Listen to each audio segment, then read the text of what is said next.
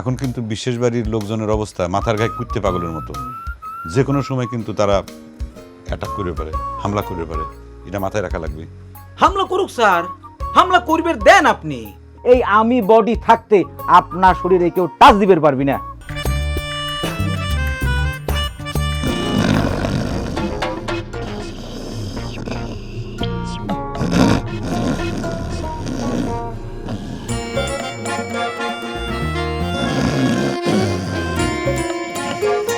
এই বাচ্চা বাচ্চা, এই বডি, এই বডি, এই বডি, এইরকম ভাবে কেউ ঘুমায়? হ্যাঁ, মরার মতো ঘুমাচ্ছেও। আমি তো মনে করছি সত্যি সত্যি মরে গেছো কিনা। মরে গেলি সেই দায়ভার তো আমার কাঁধে এসে চাপবে। কিছু মনে করবেন না স্যার, আসলে আমার ঘুমটা খুবই ডিপ। কারণটা কি স্যার জানেন? এই বিছনায় যাওয়ার আগে আমি আমার মাথার থেকে সব চিন্তা ভাবনা টেনশন সাইডে ফেলায় দিয়ে একবারে শটান হয়ে শুয়ে পড়ি। আর সারাদিন যে স্যার দখলটা যায় শরীরের উপর দিয়ে, সেটাও তো বিবেচনা করা লাগবে, তাই না? হ্যাঁ, সারাদিন তোমার শরীরের উপর দিয়ে কত ধকল যায়। তুমি সারাদিন মাটি কাটিছেও, হ্যাঁ, তুমি খড়ি ফাড়িছেও, সেই জন্য এরকম মরার মতো ঘুম পাড়তিছেও, তাই না? হ্যাঁ, যদি ডাকাত পড়ে সেটাও তো টের পাইবে না। হিংসা করবেন না স্যার, আমাগারের মতো গরিব মানুষের এই ঘুমটাই হলো আসল সম্পদ স্যার। যাজ্ঞা স্যার, আমার এই দামি ঘুমটা ভেঙে দিলেন, এখন কন কি সমস্যা? সমস্যা সমস্যা নাই, সমস্যা হতে কতক্ষণ লেকচার খালি। শোনো, ওই বিশেষ বাড়ির পরাজয়ের জন্য আমরা যে মিষ্টি বিতরণ করতেছি, তারপরে বিজয় উৎসব উদযাপন করব, সেটার পরিকল্পনা চলতেছে। এসব সংবাদ কিন্তু কারো না কারো মাধ্যমে তাগর কানে কিন্তু পৌঁছে যাবে, তাই না? সেটা তো খুবই স্বাভাবিক স্যার।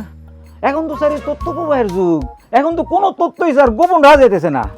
হ্যাঁ, সেই জন্যই তোমাকে ঘুম থেকে জাগা তুললাম। কারণ এখন কিন্তু বিশেষ বাড়ির লোকজনের অবস্থা মাথার গায়ে কুত্তে পাগলের মতো। যে কোনো সময় কিন্তু তারা অ্যাটাক করতে পারে, হামলা করতে পারে। এটা মাথায় রাখা লাগবে। হামলা করুক স্যার, হামলা করবেন দেন আপনি। এই আমি বডি থাকতে আপনার শরীরে কেউ টাচ দিতে পারবি না।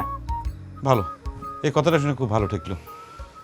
তাহলে পরে এরকম মানে মরার মতো নাক ডাকিয়ে না ঘুমায় একটু জাগিয়ে থাকো।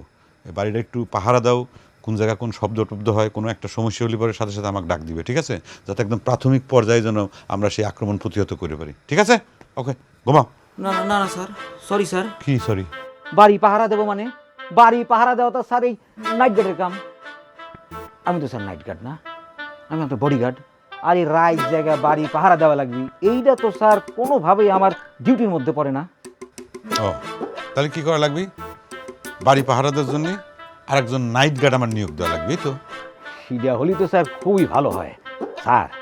আর একটা কথা, একসাথে দুজন নিয়োগ দিবেন, কারণ স্যার ওই একজনের পক্ষে এই সারা দিন রাত ডিউটি দেওয়াটা খুব অমানবিক হয়ে যাবে স্যার। বাহ, খুব ফাইন একখান কথা বলছে। একসাথে আমি দুইজন নাইট গার্ড নিয়োগ দেবো। তখন তোমার কামটা কি হবে? তোমাকে দিয়ে আমি কি করাবো? ঘাস কাটাবো? সরি, তোমার তাজা ঘুম আমি ভেঙে দিলাম, এখন নাকে তেল দিয়ে ঘুমাও। আর একটা কথা, এই বয়সে একটা চ্যাংরা ছাওয়াল তুমি, তোমার এত জোরে জোরে নাক ডাকে কিসের জন্য? নাক ডাকা তো নেশার ব্যাপার স্যার, এটা কি আমার দোষ? তুমি ঘুমাও, তোমার সাথে কথা কবে আইসি আমি, আমার সারা রাতের ঘুম শেষ। আমার তুমি বডিগার্ড, আমি ঘুম পাইতে পারবো না।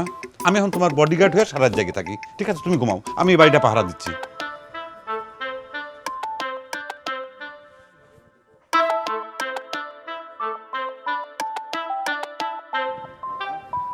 নষ্ট করে দিল, এটা কোনো কথা?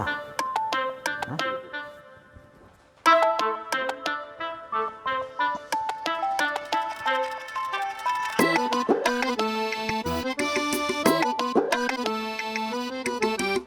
আমি নাকি এখন রাইট জায়গায় জায়গায় বাড়ি পাহারা দেবো, বুঝছেন?